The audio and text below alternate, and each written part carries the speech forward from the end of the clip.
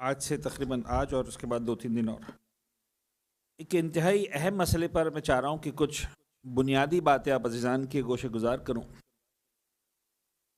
مجھے اس بات کا اندازہ ہے کہ چونکہ یہ مسائل نسبتاً کم ڈسکس کیے جاتے ہیں تو آپ عزیزان کے اذہان میں جگہ بناتے وقت لگے گا، لیکن بہرحال اگر ہم اس کو سن لیں گے روزانہ یہ 5-5 8-8 منٹ 10 منٹ اگر، تو ایک بنیادی جس کو کہتے ہیں نا کہ تصویر ہمارے ذہن میں بن جائے گی. بعد میں پھر اس تصویر کو مکمل کرنا، اس میں نئے رنگ بھرنا، پھر انشاءاللہ علماء کرام سے آپ جب رابطے میں آتے ہیں تو خود بخود جو ہے وہ چیزیں آہستہ آہستہ منزل کمال تک پہنچتی ہیں. لیکن ایک جو پہلا اسکیچ ہے وہ آپ کے ذہن میں بن جائے گا. میں چاہ رہا ہوں وصیت اور وراثت کے حوالے سے کچھ بات کروں. تھوڑا سا مشکل عنوان ہے لیکن بہرحال دیکھتے بات کہاں تک پہنچتی. صلوات پڑھیں محمد و آل محمد.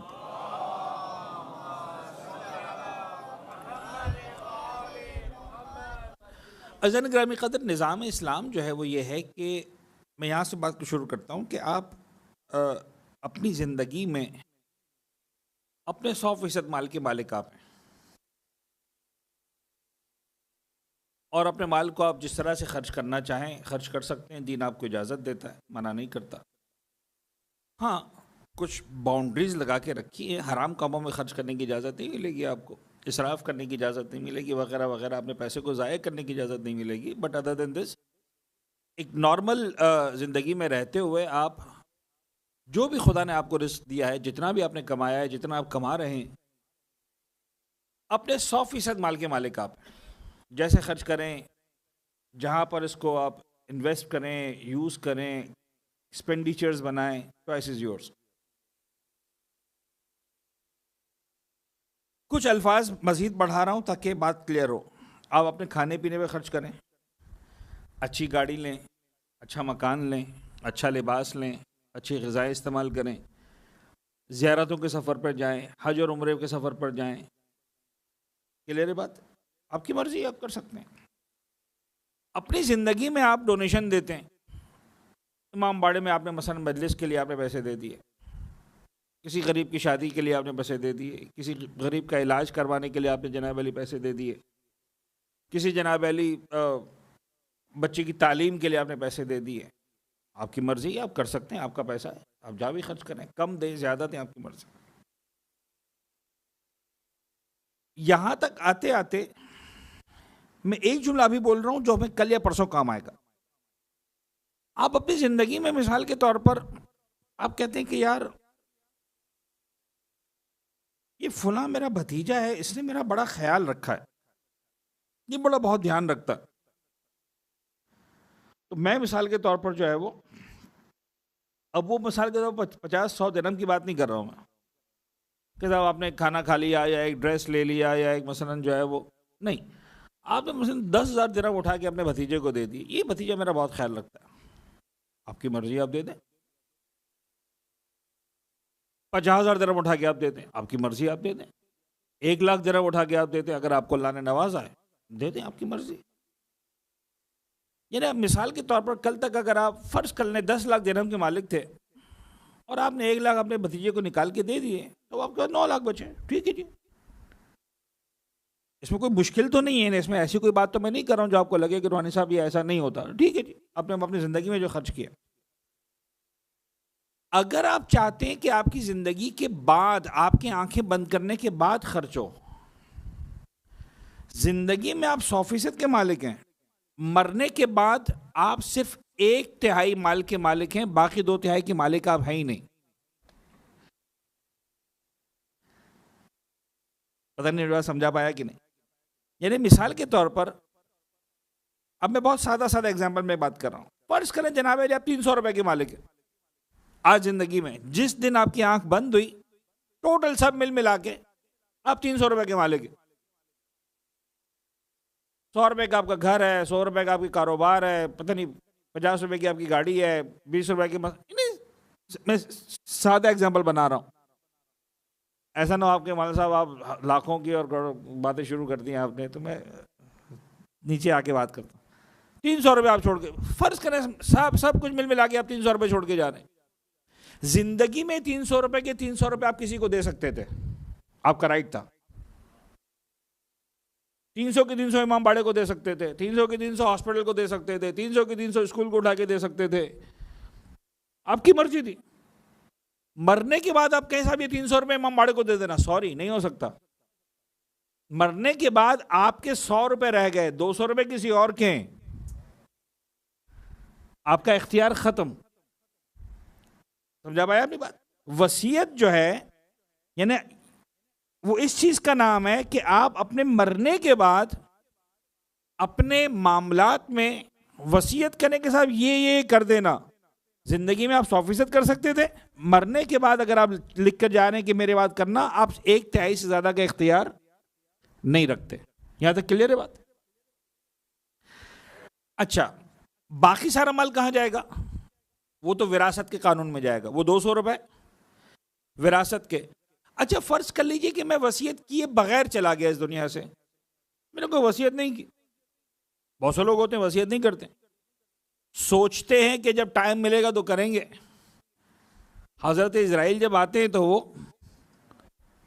ٹائم تو نہیں دیتے، اپوائنٹمنٹ لیے بغیر آتے ہیں اور فائنل جناب علیہ کے ساتھ لے کے چلے جاتے ہیں. ٹائم نہیں ملا، اوکے، تو 300 کے 300 وراثت کے قانون میں جائیں گے. مطلب اس کے اندر کوئی راکٹ سائنس نہیں ہے، کوئی مشکل نہیں ہے. یہ 300 کی 300 وراثت میں جانے والے میرے مرنے کے بعد.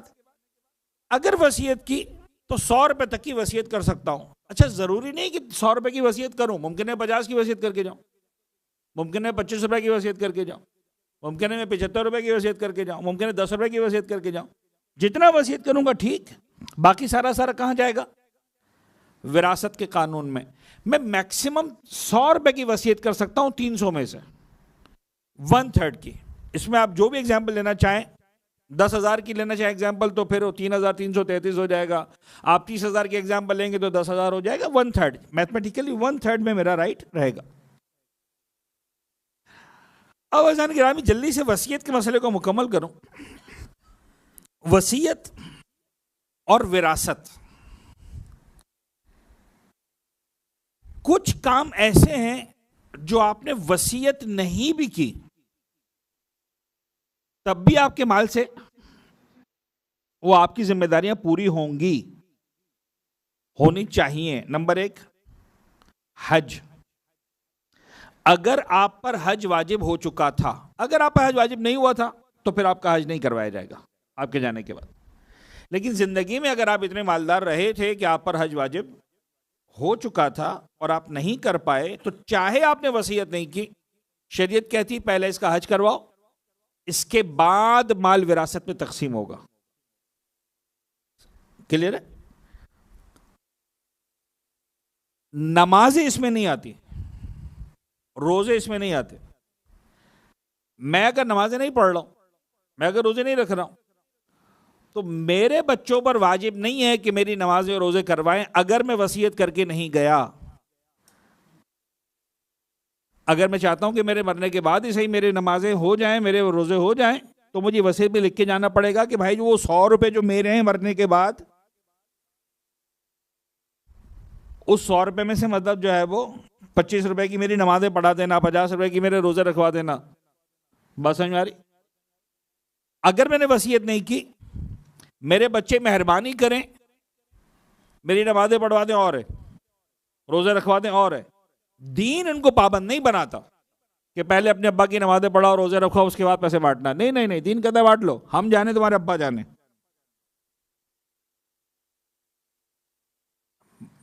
بات سمجھ میں آ رہی ہے؟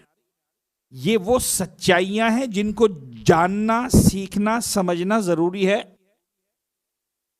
اچھی اولاد چھوڑ کے جائیں سب کچھ کرے گی، لیکن بہرحال جتنا زیادہ پیار آپ اپنے آپ سے کر سکتے ہیں دنیا میں کوئی اور آپ سے نہیں کر سکتا. لہذا کوشش کریں اپنی ذمہ داری. اچھا یہ اس خیال، اب ایک سوال آتا ہے یہاں پر، مولانا نماز تو بڑے بیٹے پر واجب ہے، میں نے 50 سال کی نمازیں نہیں پڑھی ہے، بیٹا رکھے گا نمازیں پڑھے گا، روزے ہی بڑے بیٹے واجب ہے. اس کا ایک جواب تو یہ کہ ٹھیک ہے آپ نے اپنی 50 کی نہیں پڑھی، اس کا مطلب اپنے ابا کی بھی نہیں پڑھی ہوں گی. تو جب آپ نے اپنے ابا کی نہیں پڑھی، مجھے مزاح یاد آ گیا. ایک ریسٹورینٹ میں لکھا ہوا تھا, بڑا سا بورڈ تھا کہ بھائی کھانا آپ کھائیے, پیسے آپ کے پوتے دیں گے. پہنچ گئے ایک صاحب ریسٹورینٹ میں, بڑا زبردست آرڈر کیا. آپ زبردست بھائی پیسے ہم نہیں دیں گے, پیسے تو پوتے نہیں دینے. بڑا زبردست آرڈر کیا, کھا پی لیا, جانے لگے تو کہا صاحب بل. کہا آپ نے تو لکھا ہے پوتے دیں گے. کہا نہیں بالکل آپ کے پوتے دیں گے, آپ اپنے دادا کا دیتے جائیے. ایک سلوات پڑھے محمد و آل محمد.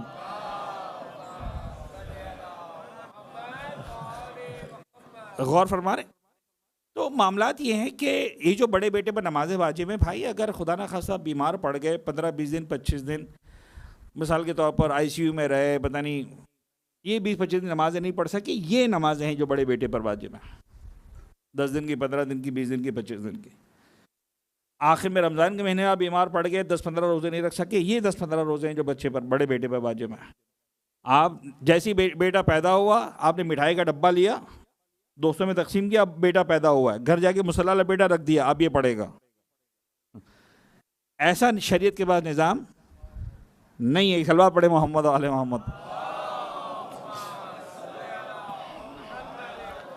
بس تو ایک جملے بات کو مکمل کروں, آپ کے لیے وصیت کریں گے تو وصیت کے اندر آپ حقوق الناس کو لکھیں گے کہ بھئی اتنا قرضہ لینا دینا باقی ہے, جو کاروباری معاملات ہوتے ہیں, امانت ہے, قرضہ ہے, لین دین ہے, آپ کے ڈیٹ سے جتنے بھی ہیں وہ سب آپ لکھ کے جائیں گے. یہ آپ کا مالی معاملات, کیونکہ اگر آپ نے نہیں لکھا اور حقداروں کو حق نہیں ملا تو کھا جائیں گے بچے, لیکن مار آپ کھائیں گے وہاں جا کر. تو حقوق الناس لکھ کے جائیں, حقوق اللہ لکھ کے جائیں. میری نمازیں باقی رہ گئی ہیں, روزے باقی رہ گئے ہیں, کفارات باقی رہ گئے ہیں, میں نے منتیں مانی تھی پوری نہیں کر سکا ہوں, مجھے مثال کے طور پر جو ہے وہ حج باقی رہ گئی, وہ ساری چیزیں آپ لکھ کے جائیں, ٹھیک ہے, قرضے وغیرہ. اور اس کے بعد جو ہے 1/3 کا آپ کا رائٹ ہے, اس کے اندر آپ اپنے جو ہے تصرف کر سکتے ہیں. یہ ہو گیا سمپل سادہ وصیت کا قانون. میں نے عرض کیا کہ نماز روزے وصیت میں نہیں آتے. انشاءاللہ کل اس حوالے سے مزید وراثت کے حوالے سے کچھ باتیں بتاؤں گا. سلوات پڑھیں گے محمد و آل محمد.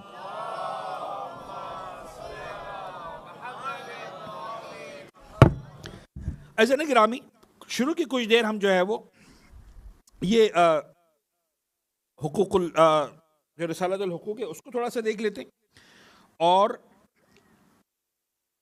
جو مولا کی جو دعائیں ہیں اس کو تھوڑا سا دیکھ لیتے ہیں, اور اس کے بعد پھر امام سجاد کے حوالے سے میری خواہش ہے کہ ہم تھوڑا سا بات کریں. صلوات پڑھیں محمد و آل محمد پر.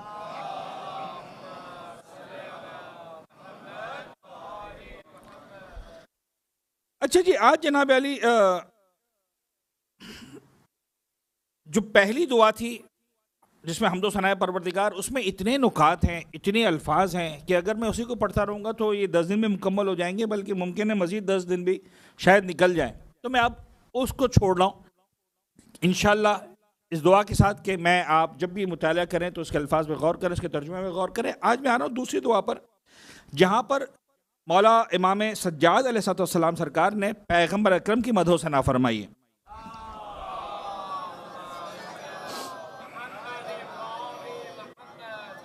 وَكَانَ مِن دُعَائِهِ عَلَيْهِ السَّلَامُ بَعْدَ هَذَا التَّحْمِيدِ فِي الصَّلَاةِ عَلَى رسول اللہ صلی اللہ علیہ وآلہ والحمدللہ الذی, یعنی اسی سلسلہ حمد میں کئی سارے جملوں کے بعد پھر مولا جو ہے وہ یہ آغاز کرتے ہیں والحمدللہ الذی من علینا بمحمد نبیہ صلی اللہ علیہ وآلہ دون الامم الماضیہ والقرون السالفہ بقدرته التي لا تعجز عن شيء وإن عظم ولا يفوتها شيء وإن لطف.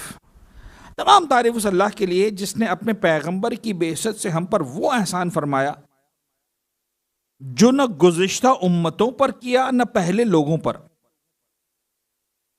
یعنی 1,29,999 انبیاء, اگر ہم سمبولکلی فرض کریں کہ انبیاء کرام کی ایگزیکٹ تعداد 1,24,000 ہے, ورنہ اصولاً یہ کہنا مشکل ہے کہ 1,24,000 انبیاء ہیں, ممکن ہے کچھ کم ہو زیادہ, وہ پروردگار جانتا ہے. اچھا, اس سے کوئی عقیدے پہ فرق نہیں پڑتا تو ہم 1,24,000 سمجھ کے بات کرتے ہیں. تو اگر 1,24,000 کی بات کریں تو 1,23,999 مل کر بھی اس عظمت تک نہیں پہنچ سکتی جس عظمت پر اللہ کے رسول موجود ہے. یہ جملہ اگر سمجھ میں آئے گا جو میں کہہ رہا ہوں کہ 1,23,999 مل کر عظمت کی اس بلندی پر نہیں جا سکتے، نہیں پہنچ سکتے جو مقام پروردگار عالم نے اپنے حبیب حضرت محمد مصطفیٰ صلی اللہ علیہ وآلہ وسلم کو عطا کیا۔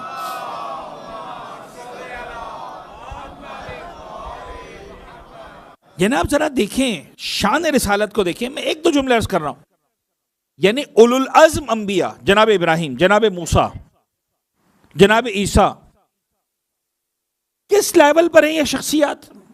قرآن تذکرہ کر رہا ہے، اولو العزم مان رہا ہے، صاحب کتاب مان رہا ہے، صاحب شریعت مان رہا ہے۔ جناب موسیٰ جیسے نبی رب العزت کی بارگاہ میں عرض کرتے ہیں رب اشرح لی صدری، کب جا کے؟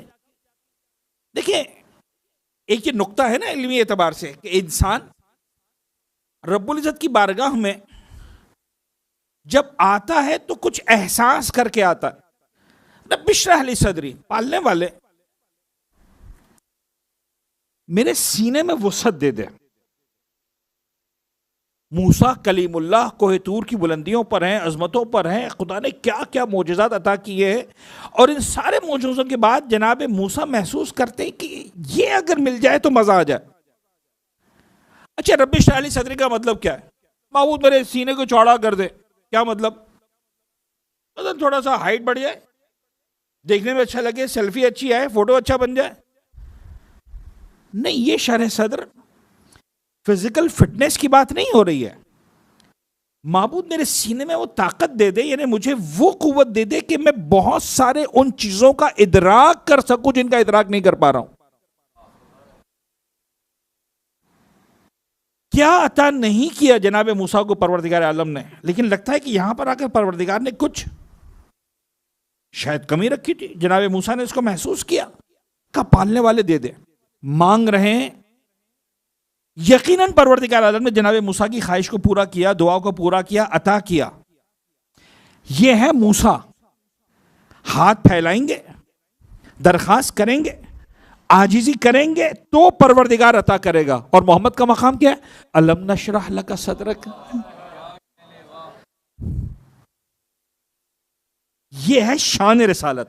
ایک تو چھوٹے چھوٹے خالی صرف سمجھانے کے لیے، اور آپ کو اندازہ ہو کہ مقام و عظمت پیغمبر کیا ہے۔ جناب ابراہیم آئے رب العزت کی بارگاہ میں، فرماتے ہیں رب ارنی کیف تحیی الموتیٰ، قرآن مجید ہے۔ معبود ایک اچھا خلیل الرحمن ہے، دوست ہیں، یعنی کائنات کا پہلا انسان ہے جو اس لیول تک پہنچا ہے کہ پروردگار عالم اپنا خلیل کہہ رہا۔ بڑی بات ہے، فرینڈشپ۔ یعنی آج دنیا میں 8 ارب انسان ہے، ایک انسان بھی کوالیفائی نہیں کرتا کہ I am the friend of اللہ سبحانہ و تعالی۔ اور کائنات کی ابتدا سے آج تک نہ جانے کتنے بلین انسان آ چکے ہیں، جا چکے ہیں، پہلا انسان جو کوالیفائی کرتا ہے کہ پروردگار کہ میرا خلیل۔ رب ارنی کیف تحیی الموتیٰ، معبود میری خواہش ہے مجھے بتا تو مردوں کو کیسے زندہ کرے گا۔ کمال خدا کی قسم، جیسے جناب ابراہیم کی زبان پہ جملہ آیا، پہلا جواب جو آیا اولم تؤمن، یعنی آلموسٹ میں کہہ سکتا ہوں کہ شاید لہجے میں ڈانٹ ہے،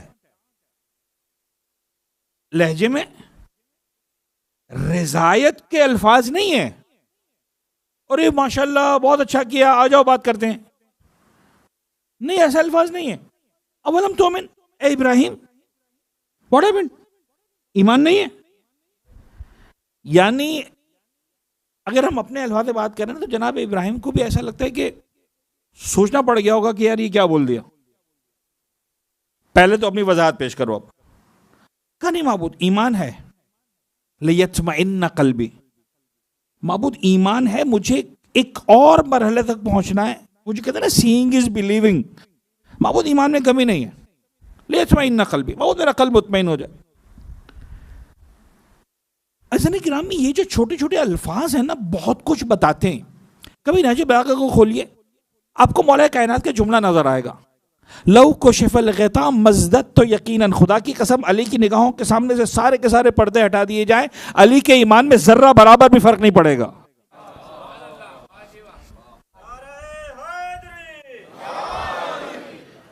عظمت اہل بیت یہاں سے سمجھ میں آتی ہے، عظمت مولا کائنات سے سمجھ میں آتی ہے۔ خیر فی الحال پیغمبر کی بات ہو رہی، اولم تؤمن لیطمئن قلبی، اچھا ٹھیک ہے ابراہیم، ہم تمہاری خواہش کو پورا کر دیتے ہیں، چلو ایک کام کرو، یعنی آسان الفاظ میں پروردگار عالم نے جناب ابراہیم کی مکمل لیفٹ رائٹ کروائی. میں شان جناب ابراہیم میں گستاخی نہیں کر سکتا. یعنی ہم اور آپ، ہماری اوقات نہیں. جناب ابراہیم کا جو مقام ہے ہم ان کے قدموں کی خاک کے برابر نہیں. واللہ ایسا نہ ہو بعض اوقات جذبات میں پیغمبر کی شان کو بڑھاتے بڑھاتے ہم جناب علی انبیاء کی شان کو اتنا گھٹا دیں. لیکن سمجھانا وہی ہے، وہ جملہ، اس جملے سے پیچھے نہیں ہٹوں گا کہ 1,23,999 انبیاء مل کر پیغمبر کی جو ہے وہ عظمت تک نہیں پہنچ سکتے. تو یہ بلا وجہ نہیں ہے. کہا کہ ٹھیک ہے جاؤ جا کر 4 پرندے لو. اب جناب ابراہیم کو پرندے پکڑنا ہے. پرندے پکڑ کر ان کے گلوں کو کاٹو. ان کو کاٹنے کے بعد ان کی چونچوں کو، ان کے مثلا سروں کو اپنے پاس رکھ لو. باقی سارے کے جناب علی جو تکہ بوٹی بنا دو. سب کو جناب علی کاٹ دیا، پورا مکس کر دیا، اسے گوشت ہڈی وغیرہ جو سارا کرنے کے بعد جاؤ جا کر الگ الگ پہاڑوں پہ رکھو. آپ کیا سمجھتے ہیں کسی پہاڑ پہ جانا آسان ہے؟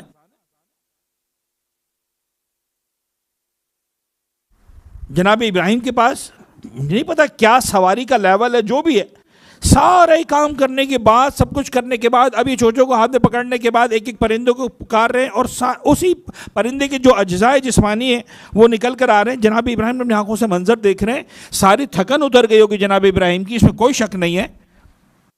لیکن بہرحال ایک عظمت کی نشانی کو دیکھنے کے لیے جناب ابراہیم کو ان منزلوں سے گزرنا پڑا.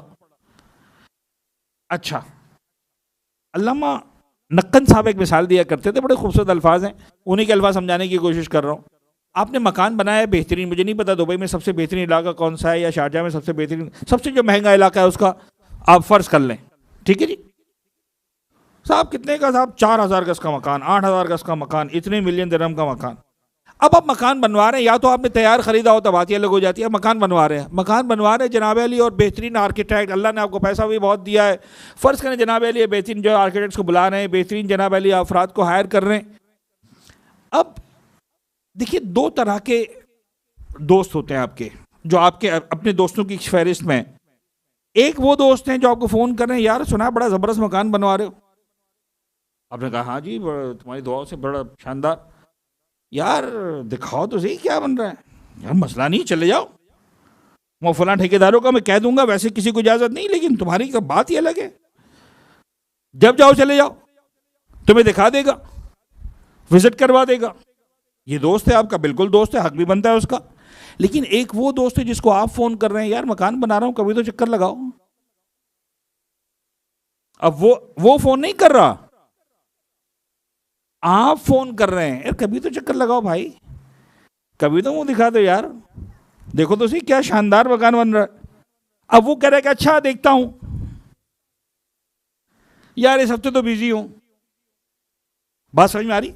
دوست دونوں ہیں، لیکن فون کرنے والا دوست اور ہوتا ہے، جس کو فون کیا جائے وہ اور ہوتا ہے. ایک جملے میں سمجھاؤں، جو دوست فون کرے اسے خلیل کہتے ہیں، جس کو آپ فون کریں اسے حبیب کہتے ہیں.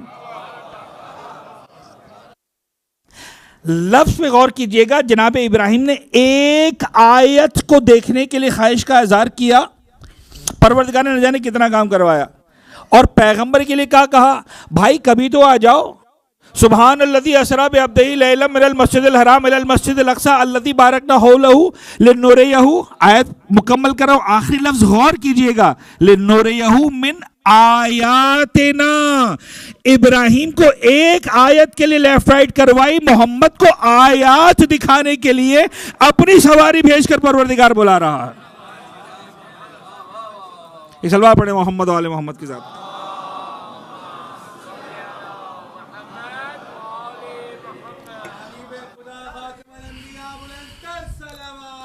اللہم صلی علی محمد و آل محمد. تو پیغمبر اس بلندی پر ہیں. جناب ابراہیم و جناب موسیٰ جیسے اولو العزم انبیاء کوئی میچ نہیں نظر آ رہا قرآن کی آیتوں کی روشنی میں. لہٰذا جناب امام سجاد علیہ السلام فرماتے ہیں الحمدللہ الذی من علینا بمحمد النبی دون الامم الماضیہ. کسی نے امت پر پروردگار نے یہ احسان نہیں کیا جو ہم پر کیا ہے کہ ہمیں محمد جیسا رسول دیا. والقرون السالفہ، صدیاں گزر گئیں، بقدرتہ التی، اور یہ کام اللہ نے اپنی اس قدرت کے ساتھ کیا ہے، التی لا تعجز عن شیء وان عظم. پروردگار کی قدرت کہیں پر عاجز نہیں رہتی. کہیں درماندہ نہیں ہوتی، کہیں پروردگار کے ہاتھ سے بات نہیں نکلتی، چاہے وہ چیز کتنی بڑی کیوں نہ ہو. ولا یفوتها شیء وان لطف، اور کوئی چیز اس کے قبضے قدرت سے نکلتی نہیں ہے، چاہے وہ کتنی ہی لطیف کیوں نہ ہو. فختم بنا علی جمیع من ذرا وجعلنا شہداء علی من جحد وکثرنا بمنہ علی من قل. اس نے اپنی مخلوقات میں ہمیں آخری امت قرار دیا، انکار کرنے والوں پر گواہ بنایا، اور اپنے لطف و کرم سے کم تعداد والوں کے مقابلے میں ہمیں کثرت عطا کی. امت محمد ایک الگ ہی لیول ہے. اللہم فصل علی محمد امینک علی وحیک ونجیبک من خلقک وصفیک من عبادک امام الرحمہ وقائد الخیر ومفتاح البرکہ. بس یہ 3 جملے اور اس کے بعد میں آ جاتا ہوں حق پر، اور اس کے بعد مولا سید سجاد. اے اللہ تو پیغمبر اکرم حضرت محمد مصطفیٰ صلی اللہ علیہ وآلہ وسلم پر اپنی رحمتوں کا نزول فرما.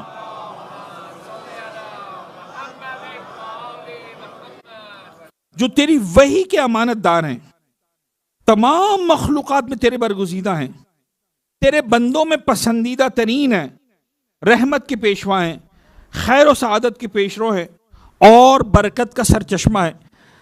عزیزان گرامی، پروردگار عالم کو سب سے زیادہ جو ذات اس کائنات میں پیاری ہے وہ پیغمبر اکرم کی ذات ہے. اور جس طرح ہمارا عشق مولا کائنات کے ساتھ ڈیولپ ہے، جس طرح ہماری عقیدتوں کی منزلیں شہزادی کونین سے منسوب ہیں، جس طرح ہمارے مودت کی منزلیں مولا حسین علیہ السلام سے ہیں، اسی انداز سے ہمارا عشق پیغمبر اکرم سے ہونا چاہیے، شاید زیادہ ہونا چاہیے. اور بہرحال میں سمجھتا ہوں ان باتوں کو. ایک وقت ایسا گزرا ہے پورے عالم تشیع پر کہ جہاں اتنا مشکل حالات میں رہے کہ نہیں ہو پاتا تھا مکے کی طرف جانا، مدینہ کی طرف جانا. بہت تاریخی اگر شواہد کو دیکھنے جائیں گے، لیکن بہرحال جائیے کربلا. خدا نصیب کرے، بار بار نصیب کرے. کربلا کربلا ہے. جائیے نجف اور قازوین و سامرہ، جائیے مشہد مقدس امام رضا علیہ السلام کی زیارت پر، لیکن دل میں یہ حسرت بھی ہونی چاہیے کہ کبھی روضہ رسول جا کر اللہ کے رسول کی خدمت میں السلام علیکہ یا رسول اللہ عرض کروں، کبھی مدینہ کی بقیع کی اجڑی ہوئی دیواروں کے باہر جا کر شہزادی کونین کی خدمت میں السلام علیکہ یا فاطمۃ الزہرا کا نذرانہ پیش کروں. یہ بھی ہمارے دل کی خواہش ہونی چاہیے. صلوات پڑھیں گے محمد و آل محمد.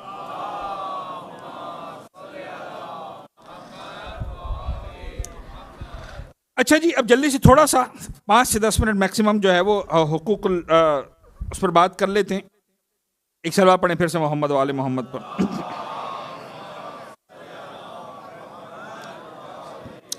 امام نے مزید سلسلہ حقوق کو آگے بڑھایا. وہ اما حق و نفسک، سب سے پہلے حق اللہ کل سے بات کی ہم نے، اور اس کے بعد امام نے فرمایا وہ اما حق و نفسک فان تستوفیھا فی طاعت اللہ. سب سے پہلا حق یہ تمہارے نفس کا تمہارے اوپر کہ تم اسے اللہ کی اطاعت میں بھرپور طریقے سے جو ہے وہ مشغول رکھو. یعنی کمال انسانیت یہ ہے کہ وہ رب العزت کی اطاعت کے دائرے میں آ جائے. کس طرح سے ہوگا یہ؟ فتؤدی، 4-5 باتیں کی مولا نے. الی لسان کا حق کہوں تو تم ایک کام کرو، زبان کو اس کا حق دو. وَإِلَى سَمْعِ کا حق کہوں، سماعت کو اس کا حق دو. وَإِلَى بَصَرِ کا حق کہوں، بصارت کو اس کا حق دو. وَإِلَى يَدِ کا حق کہاں، اپنے ہاتھ کو ان کا حق دو. وَإِلَى رِجْلِ کا حق کہاں، اپنے پاؤں کو اپنے پیروں کو اس کا حق دو. وَإِلَى بَطْنِ کا حق کہوں، اپنے شکم کو اس کا حق دو. وَإِلَى فَرْجِ کا حق کہوں، اور اپنی شرمگاہ کو اپنا حق دو.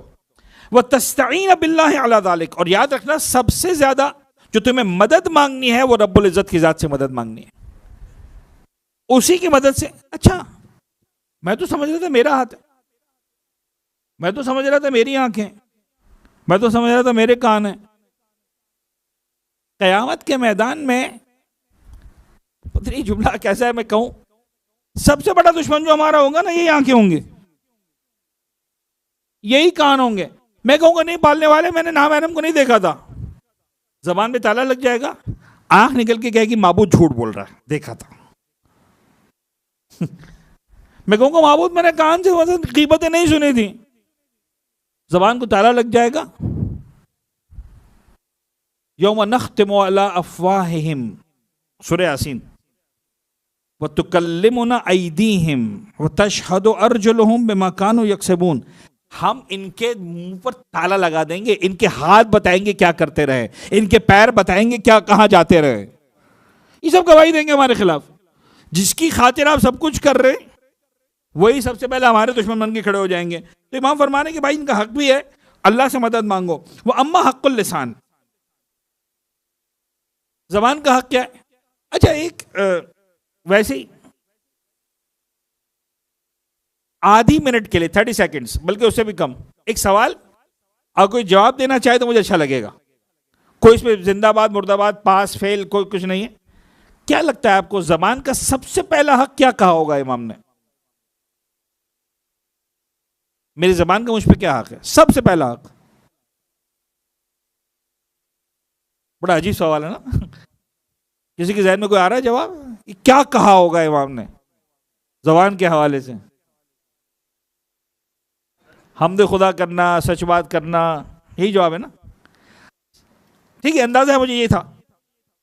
اب سنیں، دیکھیں اصل میں جب سوال کریٹ ہوتا ہے نا تو پھر مزہ آتا ہے بات سننے میں کہ اچھا، ویسے پڑھ کے سنا دیتا تو ہو جاتی بات، پتہ بھی نہیں چلتا. لیکن اب آپ کو یاد رہے گا کہ اچھا نہیں یار ہم تو کچھ اور سوچ رہے تھے، 30 سال سے مجلس میں آ رہا ہوں، ابھی تک یہی سمجھ میں نہیں آیا کہ امام نے کیا کہا ہوگا. 40 سال سے مجلس میں آ رہا ہوں، اور یقین جانے ایسا ہوتا ہے. اور اس فرشیدہ کا فائدہ یہ ہے، یہاں کسی آنے والے کو ڈانٹا نہیں جاتا. یہاں جو آتا ہے خالی جھولی کے لے کر آتا ہے، علم کی خیرات کم از کم لے کے جاتا ہے.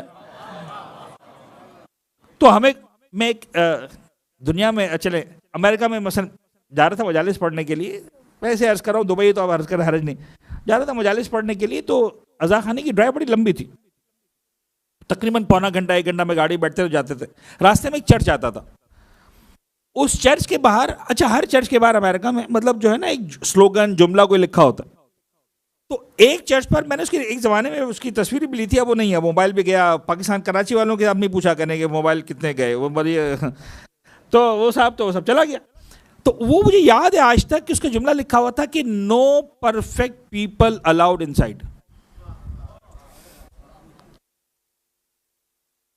جتنے بھی پرفیکٹ لوگ ہیں نا ان میں سے کسی کو اندر آنے کی اجازت نہیں. یہاں کس کو آنے کی اجازت ہے؟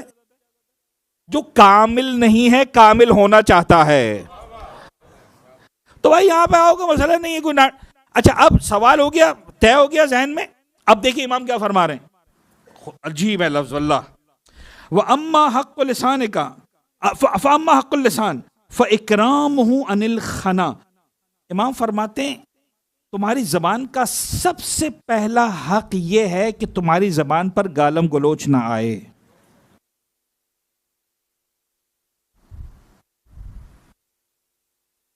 پتہ نہیں بات یہ نہیں. اچھا مولا یہ تو نہیں ہو سکتا، مولا یہ تو نہیں، یعنی میں، آپ سب اپنے بھائی ہیں، بچے ہیں میرے، لہذا اپنوں سے اپنوں والی باتیں ہو سکتی ہیں نا. کیا واقعاً مولا سے ہم یہ کمٹمنٹ کر سکتے ہیں کہ مولا آپ زبان پر گالی نہیں آئے گی؟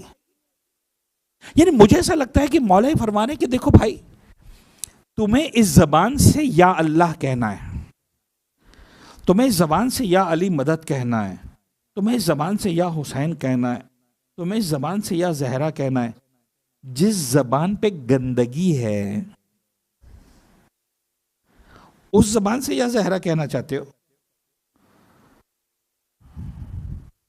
میں اس سے زیادہ سخت الفاظ استعمال نہیں کر سکتا ہوں، ڈانٹنا نہیں چاہ رہا ہوں، لیکن کیا واقعاً ہمیں مولا کا ایک علم رکھنا ہوتا ہے؟ کہاں رکھتے ہیں آپ؟ پاکیزہ ترین جگہ پہ رکھتے ہیں نا. گھر میں چھوٹا سا علم بھی سجانا ہوتا ہے تو کہاں رکھتے ہیں؟ پاکیزہ. یہ کیا ہے؟ اگر عقیدت کی نگاہوں سے نہ دیکھو تو کیا نظر آئے گا؟ لکڑی کا ایک ٹکڑا، کپڑے کا ایک ٹکڑا، یہی نا. لیکن تمہیں پتہ ہے نہیں، یہ لکڑی کا ٹکڑا نہیں ہے، یہ کپڑے کا ایک پیس نہیں ہے، یہ مولا عباس کا علم ہے. یعنی بہت میں نے دیکھا ہے احتیاط کرتے ہیں، بچہ اگر سو رہا ہو نا اور اس کے پیر علم کی طرف ہو، بیٹا سامنے علم ہے، پیر ادھر کر لو، علم کی طرف ہے. خیال رکھتے ہو نا؟ اس علم کا اتنا خیال رکھتے ہو، جس زبان سے کہتے ہو حسین اسی زبان سے گالی. یہ سیکھنے کی جگہ ہے. آج خیال آ گیا، جس دن جا کے تب سے سویرا، کوئی مسئلہ نہیں ہے، جاؤ مولا کی خدمت میں دل سے، کسی کو بتانے کی ضرورت نہیں. ہمارے یہاں کنفیشن ونڈو نہیں ہوتا. جاؤ مولا کی بارگاہ میں، مولا آج سمجھ میں آ گیا، مولا آج سے نہیں، ختم. پھر میں کیا فرق پڑتا ہے بازار میں بیٹھا ہوں کہ بزنس کر رہا ہوں کہ فون پہ بات کر رہا ہوں کہ ریسٹورنٹ میں بیٹھا ہوں یا جناب علی جو ہے وہ گراؤنڈ میں ہوں، کیا فرق پڑتا ہے؟ یہ زبان وہ زبان ہے جو یا حسین کہتی ہے، یہ زبان وہ زبان ہے جو یا زہرا کہتی ہے. یعنی اچھی یا مٹی پڑی ہو تو کیا کریں گے؟ پہلے گندگی کو صاف کریں گے علم لانے سے پہلے. میں اور کیا سمجھاؤں، میں جتنا سمجھا سکتا، گندگیوں کو صاف کرتے ہیں پھر پاکیزہ چیز آتی ہے. بابا اس گندگی کو پاک کرو پھر مزہ آئے گا یا حسین کہنے کا.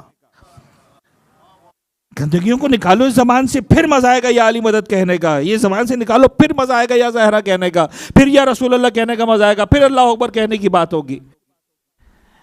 امام فرما رہے اکرام ہو. اچھا عجیب ہے لفظ اکرام، عربی میں آپ یہاں رہتے تو آپ کو اندازہ ہوگا لفظ کرم کیا لفظ ہے. یعنی امام فرماتے ہیں تم اپنی زبانوں پر یہ کرم کرو کہ اسے اس گندگی سے محفوظ رکھو، اس لیے کہ اس زبان کو اس بلندی تک پہنچنا ہے. اچھا جی، فَإِكْرَامُهُ عَنِ الْخَنَا وَتَعْوِيدُهُ الْخَيْرِ، اور اس کو عادت دو کہ خیر جاری ہو زبان پر. تعوید عادت کروا. دیکھیں بہت ساری چیزوں کی عادت ہو جاتی ہے. اب یعنی ہماری عادت کیا ہو گئی ہے، اب میں اسی سے لنک کر رہا ہوں، زبان سے گالی دینے کی عادت ہو گئی. چاہتے نہ چاہتے گالی نکل جاتی ہے، غصے میں تو نکلتی ہے، کمال یہ ہے کہ محبت میں بھی گالی ہی نکلتی ہے. ایسا ہے کہ نہیں ہے؟ امام فرمانے نہیں، گالی دینے کی عادت کو ختم کرو، خیر کی عادت ڈلواؤ. مکتب امامت میں سامنے بیٹھنا ہے نا امام کے سامنے آ کر، تو یہ سیکھنا ہے. یہ کمال ہے جو اہل بیت اطہار کی چوکھٹ سے آ کر انسان کو لے کے جانا ہے. وَتَعْوِيدُهُ الْخَيْرِ وَحَمْلُهُ عَلَى الْأَدَبِ، اور اس کو جناب علی مائل کرو اس بات پر کہ وہ ادب کی زبان میں بات کریں. ادب سر زبان جو ہے نا، اچھا میں اس کو تھوڑا سا لفظ پڑھ لوں پھر ایک دو باتیں پھر مولا سجاد. وَإِجْمَامُهُ إِلَّا لِمَوْضِعِ الْحَاجَةِ، بند رکھو مگر یہ کہ جب ضرورت ہو تب بولو. وَالْمَنْفَعَةِ لِلدِّينِ وَالدُّنْيَا، ایسے مقام پر بولو جب تمہارے دین اور دنیا کا فائدہ ہو. وَإِعْفَاؤُهُ عَنِ الْفُضُولِ الشَّنِعَةِ الْقَلِيلَةِ الْفَائِدَةِ، اور اس کو معاف کرو. لفظ امام کا دیکھیں، اس کو معاف کرو ان باتوں سے جو فضول ہیں، بیکار کی باتیں ہیں، جس کا کوئی فائدہ نہیں ہے، جس کا تمہیں یہ بھی یقین نہیں ہے کہ یار اس کا نقصان کتنا پہنچے گا، بچ بھی پاؤں گا اس کے نقصان سے نہیں. ما قلت عائدتها، فائدہ تو ایسے ہی نہیں ہونے والا. وَيُعَدُّ شَاهِدُ الْعَقْلِ وَالدَّلِيلُ عَلَيْهِ، تمہاری زبان تمہارے عقل کی گواہ سمجھی جاتی ہے، تمہارے عقل پر دلیل سمجھی جاتی ہے. علماء نے، ائمہ طاہرین نے کیا زبردست الفاظ استعمال کیے ہیں. اس کو ہاں جی، وَتَزَيُّنُ الْعَاقِلِ بِعَقْلِهِ، اور ایک عاقل کی جو زینت ہے وہ اس کی عقل کے ساتھ ہے. وَحُسْنُ سِیرَتِهِ، وَحُسْنُ سِیرَتِهِ فِی لِسَانِهِ، اور اس کی حسن سیرت اس کی زبان سے سمجھ میں آتی ہے. وَلَا قُوَّةَ إِلَّا بِاللَّهِ الْعَظِیمِ. یہاں پر آ کر امام نے حق زبان کو مکمل کیا. زبان جو ہے نا سر، نہج بلاغہ کی تعبیر ہے. کاکا صاحب ایک یہاں سے آپ نکل رہے مثال کے طور پر، دکان کا شٹر پڑا ہوا ہے، مجھے نہیں پتا اندر سونے کی دکان ہے، پتہ نہیں ڈٹرجنٹ بکتا ہے، صابن بکتا ہے، شیمپو بکتا ہے، جھاڑو بکتی ہے، مٹی بکتی ہے، اینٹیں بکتی ہیں، سیرامکس بکتا ہے یا سونا بکتا ہے. کب پتہ چلے گا اندر کیا ہے؟ جب شٹر اٹھتا ہے. امام فرماتے ہیں تمہاری زبان تمہارا شٹر ہے، جیسے تم کھولتے ہو پتہ چلتا ہے اندر کیا ہے. کیا شاندار مثال ہے مولا کائنات کی اہل بیت اطہار کی. اپنی زبانوں پہ قابو رکھو، اپنی زبانوں پہ کنٹرول کرنا سیکھو، کوشش کرو. ایک سلوات پڑھے محمد و آل محمد پر.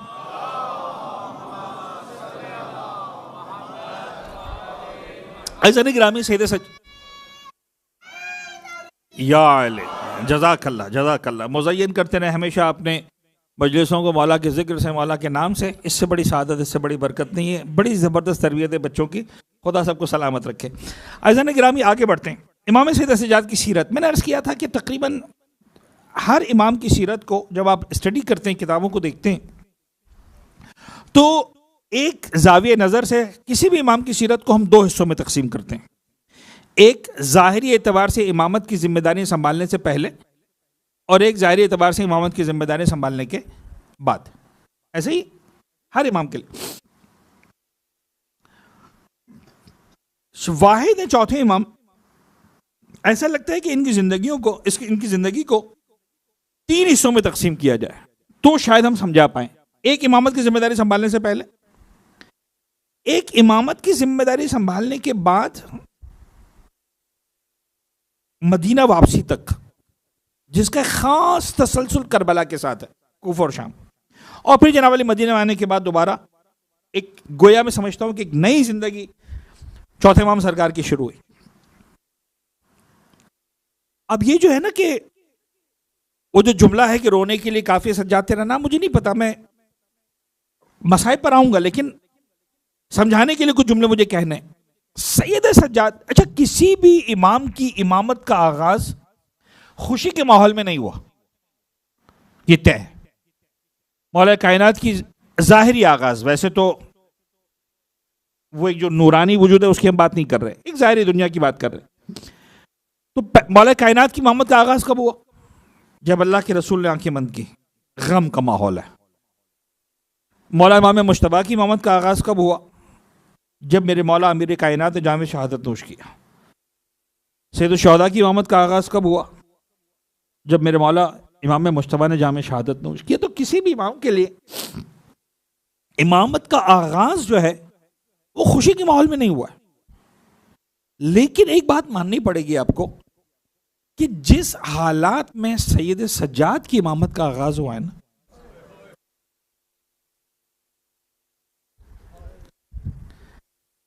ایسا آغاز امامت کسی کا نہیں. یعنی مجھے بتائیے کہ کون سے امام معصوم ہیں کہ جن کی امامت کے آغاز میں کوئی فقہی سوال کیا گیا ہو؟ پیغمبر کی شہادت مولا کائنات سے کوئی سوال نہیں پوچھا جا رہا. امیر کائنات کی شہادت جناب سید مولا امام مجتبیٰ سے کوئی سوال نہیں پوچھا جا رہا. امام مجتبیٰ کی شہادت سرکار سید الشہداء سے کوئی سوال نہیں پوچھ رہا. یعنی یہ امام سجاد کی مظلومیت ہے کہ امامت کا آغاز ایک فقہی مسئلے سے ہو رہا ہے، اور وہ سوال کیا ہے؟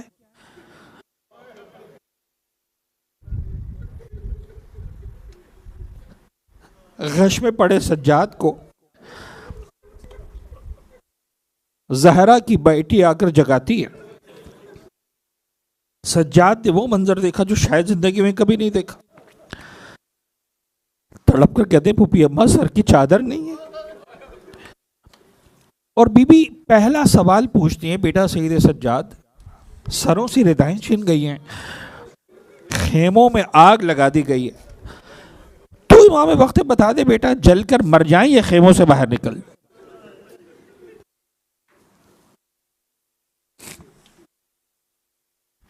یہ ہے سیرت سید سجاد.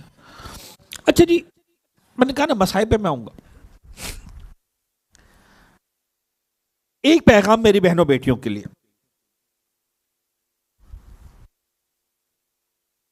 جو درد ہے، جو غم ہے، وہ اپنی جگہ. ایک سوال جناب زینب نے اس سوال مولا سجاد سے پوچھا، تو کیا جناب زینب کبریٰ کو اس سوال کا جواب نہیں معلوم تھا؟ وہ جو عالمتن غیر معلمتن، یہ لقب ہے جناب زینب کبریٰ سلام اللہ علیہ کا. وہ عالمہ کہ جس کو کسی نے کچھ سکھایا نہیں ہے، جس نے کسی سے تعلیم حاصل نہیں کی ہے، جس کی رگوں میں علی کا خون دوڑتا ہے، فاطمہ کا دودھ دوڑتا ہے، اس کو سیکھنے کی ضرورت نہیں. عالمتن غیر معلمتن.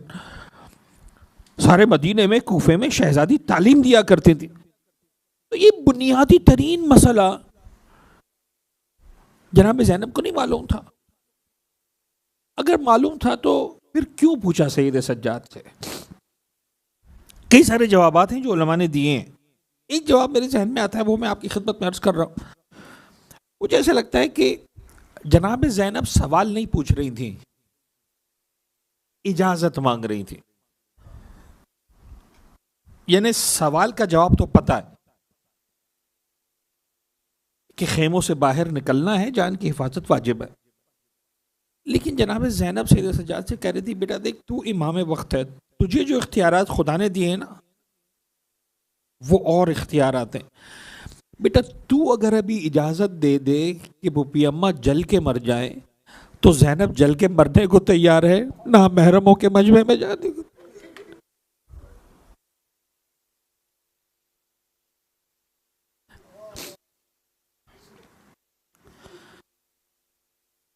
یہی پوچھا نا کہ جل کے مر جائے خیموں سے نکل جائیں. یعنی تو سید سجاد اگر کہہ دے کہ پھوپھی اماں جل کے مرنا تو پھر زینب خیمہ نہیں چھوڑیں گے، اس بے پردگی کے عالم میں نہیں جائیں گے.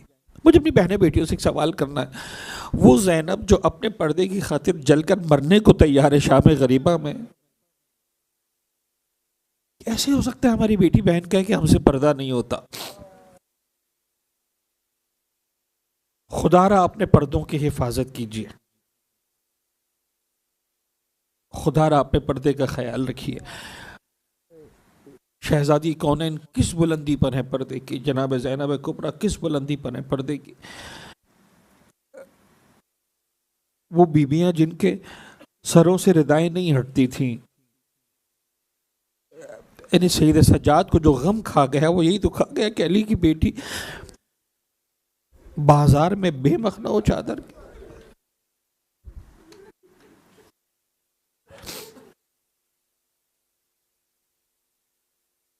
آج ایک بہت چھوٹا طالب علم بن کر اپنی بہنوں سے، بیٹیوں سے میں درخواست کروں گا ہاتھ جوڑ کر،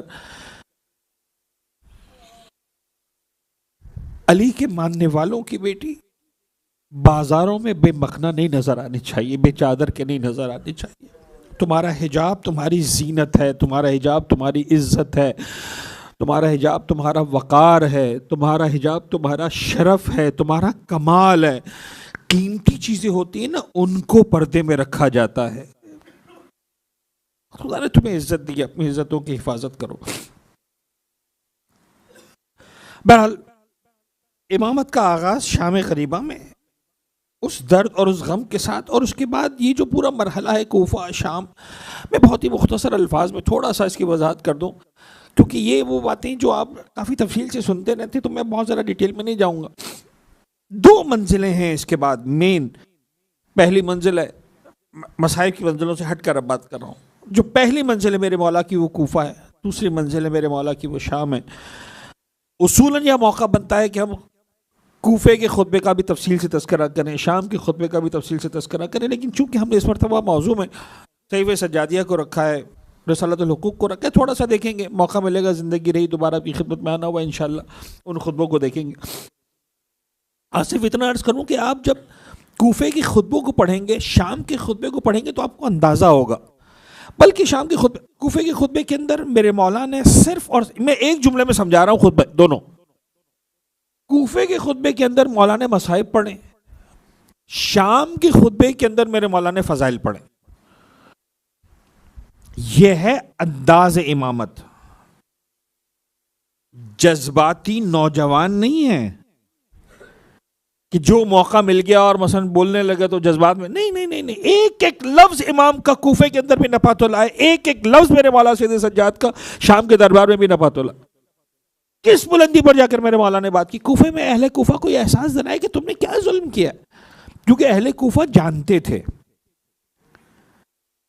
اہل کوفہ مولا کائنات کو پہچانتے تھے، اہل کوفہ نے مولا حسن حسین کو دیکھا تھا، اہل کوفہ سمجھتے تھے مقام و عظمت اہل بیت کیا ہے، ٹو این ایکسٹینٹ سمجھتے تھے. خاندان رسالت جانتے تھے یہ لوگ کہ یہ خاندان رسالت ہے. لہٰذا میرے مولا نے ان کو احساس دلایا کہ تم نے کتنا بڑا ظلم کیا، تمہیں معلوم ہے. شام میں جا کر شام کے خطبے کو تو چھوڑیں، جب تقریباً پہلی سفر کو امام سجاد کا جو کاروان جب پہنچے نا شام کے دروازے پر، ہوتا ہے شام دربار کی تو بات کی بات ہے، شام کے دروازے پر بھی انتظار کروایا گیا اہل بیت اطہار کے کاروان کو. کیوں انتظار کروایا گیا؟ کبھی کاروان تو آ گیا لیکن ابھی بازار سجے نہیں ہیں. یہ درد ہے، ایک ایک جملہ نہیں نا درد ہے. میں اس وقت تاریخ پڑھ رہا ہوں، دو جملے مصائب کی پڑھوں، درد ہے کیا، یہی مصائب ہے. جب شام کے دروازے پر پہنچے کہ نہیں ابھی بازار سجے نہیں ہے، اہتمام مکمل ہو جائے، بازاروں کو سجا لیا جائے، اس کے بعد علی کی بیٹی آئے گی، اس کے بعد یہ اہل بیت کا کاروان آئے گا. آخر ایک وقت آیا جب اپنے اعتبار سے تیاریاں مکمل ہو گئی، دروازوں کو کھولا گیا. مولا سید سجاد جب داخل ہوئے کاروان کو لے کر، ایک بیمار سارباں، سارے ان بیبیوں کو لے کر نوکے نیزہ پر سارے کے سارے سر. اچھا شام وہ جگہ ہے کہ جہاں اہل بیت اطہار کے لیے، اس خانوادے کے لیے صرف اور صرف بغض بھرا ہوا تھا. صرف اور صرف جناب علی جو ہے وہ یہی بتایا گیا تھا وہاں کے خطباء نے، وہاں کے اہل علم نے، پتہ نہیں بزرگوں نے، جو بھی تھے وہ سرداروں نے، کہ بابا یہ نعوذ باللہ نعوذ باللہ نعوذ باللہ. یہ نہیں میں کیسے، مجھ سے ہمت نہیں ہو رہی الفاظ استعمال کرنے کی، لیکن بہرحال بچوں کو پتہ ہونا چاہیے کیا ظلم ہوا ہے. ایک مرتبہ کہہ دیتا ہوں، بار بار نہیں کہہ پاؤں گا. یہ بتایا گیا تھا کہ یہ باغی لوگ ہیں جو آ رہے ہیں.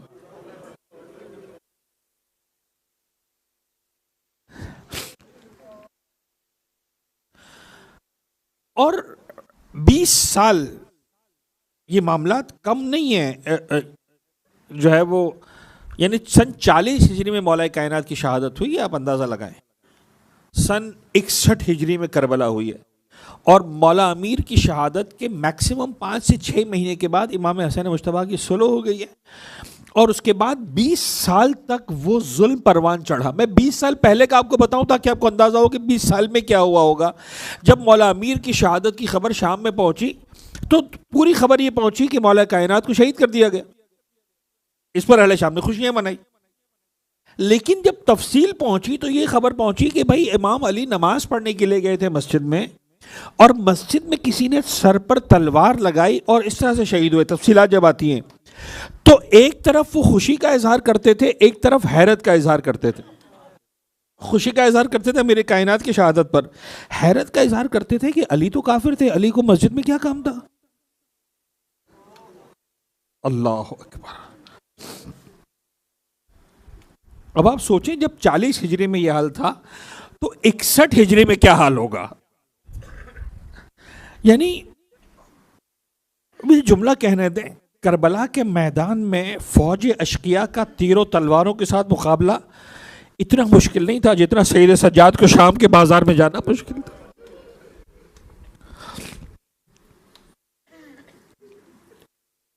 اللہ اکبر. بڑا دردناک جملہ ہے. وہ امام کیا کرے جو سر اٹھاتا ہے تو سامنے شہداء کے سر نظر آتے ہیں، پلٹ کر دیکھتا ہے تو بیویوں کے ننگے سر نظر آتے ہیں. اب جب ایسے میں کاروان داخل ہوا شہر شام کے اندر، ایک بوڑھا آگے بڑھا. تمام مقاتل نے اس واقعے کو لکھا ہے. آگے بڑھا اور اس نے جو اس کے دل میں تھا، یعنی وہ قربتاً اللہ، اپنے اعتبار سے اللہ کی خوشنودی کے لیے، اپنے اعتبار سے مثال کے طور پر عبادت کرنے کے لیے، اس نے امام سجاد کو برا بھلا کہنا شروع کیا. تم لوگوں نے دین کو بگاڑا، تم نے ایسا کیا، تم نے ایسا کیا، تم نے ایسا کیا. کیا کہے سید سجاد؟ سنتے رہے میرے مولا. وہ جتنی باتیں کر سکتا تھا، جتنا اس کے دل میں بغض بھرا ہوا تھا، جتنا اس کے دل میں بھرا ہوا تھا، سب اس نے کر دیا. 4 سوالات پوچھے میرے مولا نے، صرف 4 جملے. جیسے ہی وہ بات مکمل ہوئی اور اپنی بات مکمل کر کے ایک طرح سے اس نے اپنے دل کی بھڑاس نکال لی، امام نے کہا کہ اے بزرگ، مجھے آپ سے کچھ بات کرنی ہے، ایک سوال پوچھنا ہے، جواب دیں گے؟ کہاں بولو.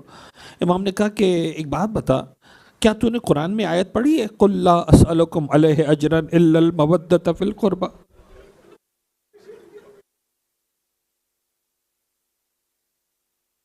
کہنے لگا بالکل پڑھی.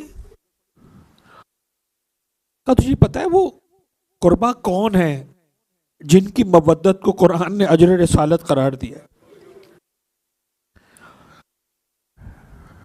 کرے تم بتاؤ.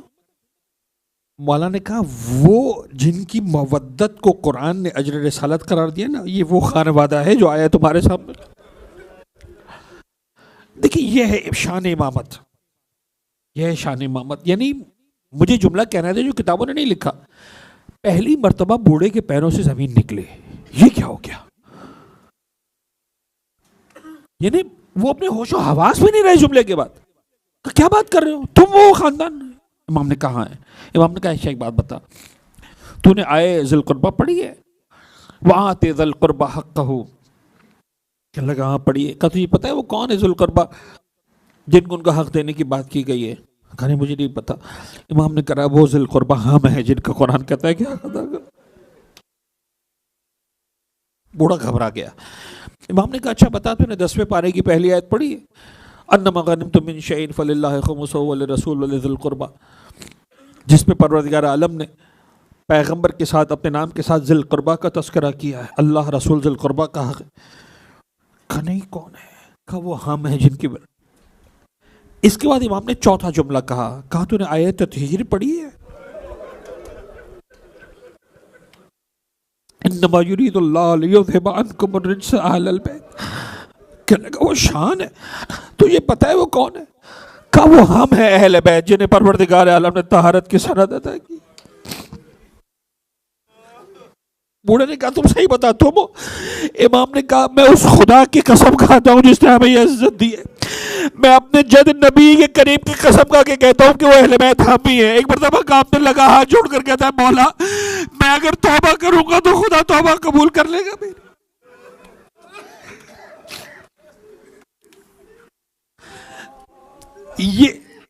یہ جیت ہے سید سجاد کی شام کے در بازار میں. یہ جیت ہے سید سجاد کی شام کے بازار میں. بعض روایت، 2 جملے میں نے پڑھے روایتوں کے، تو دونوں آپ کے سامنے پڑھ دیتا ہوں. ایک جملہ یہ سنا کہ اتنا ہوا وہ بوڑھا برداشت نہیں کر سکا، وہیں اس نے تلوار نکال لی، فوج یزید پر حملہ کیا اور چند لمحوں میں وہیں پر اسے جام شہادت نوش کیا. ایک جملہ یہ ملتا ہے کہ وہ روتا ہوا وہاں سے جانے لگا، یزید کے کانوں میں خبر پہنچی، جلاد کو حکم دیا جا کے اس کا سر اڑا دو، اور اس بوڑھے نے جام شہادت نوش کیا. مولا چوتھے امام کی حمایت میں، یعنی اسے ڈر تھا کہ یہ بات اگر پھیلے گی. یہ ہے منزل امامت. اس انداز سے امام عالی مقام نے اپنے مقام کا تعارف کروایا ہے. لیکن آزادارو، بس اب بات یہاں تک آ گئی. ایک جملہ ذکر مصائب کا پڑھ دوں. مجھے ایک روایت یاد آ گئی اس سفر کی جو میرے مولا کا سفر تھا نا، کوفہ سے کربلا سے کوفہ اور کوفہ سے شام. یہ منزل وہ تھی جو شام کے دربار کی منزل ہے. میں درمیان کی ایک منزل کا تذکرہ کروں. عیسائیوں کی ایک بستی تھی، اہل بیت کا کاروان گزر رہا تھا. ایک روایت کے جملے بس ہو گیا، یعنی جتنا گریہ ہو گیا الحمدللہ، خدا قبول کرے ناسوں کو. صرف ایک جملے کے لیے آپ کو زحمت دے رہا ہوں. عیسائیوں کی بستی تھی، ایک عیسائی عورت اوپر چڑھی ہوئی تھی، اپنے گھر کے چھت پر چڑھی ہوئی تھی. لوگ تماشا دیکھنے کے لیے آئے ہوئے تھے. عیسائیوں کی بستی تھی. کہا تھا کہ بھئی بادشاہ کو جیت ملی ہے. تو اسے دیکھا کہ سارا ایک بوڑھا ہے جو کاروان کو لے کر چل رہا ہے. نو کے نیزہ پر سارے کے سارے سر بلند ہیں. ایک سر اس کی نگاہوں کے سامنے آیا. بے اختیار اس نے ہاتھ اٹھائے، ایک جملہ کہا، کہنے لگی خدا کرے اس جوان کی ماں مر گئی ہو.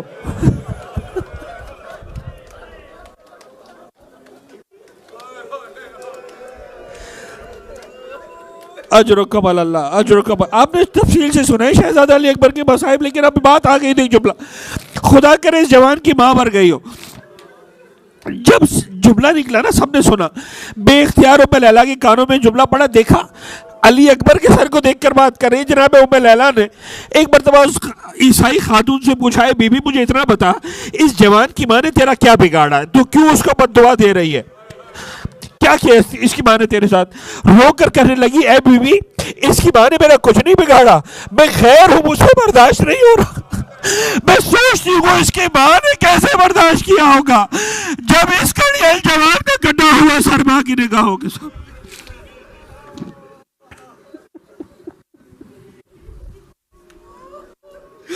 اللہ لعنت اللہ علی القوم.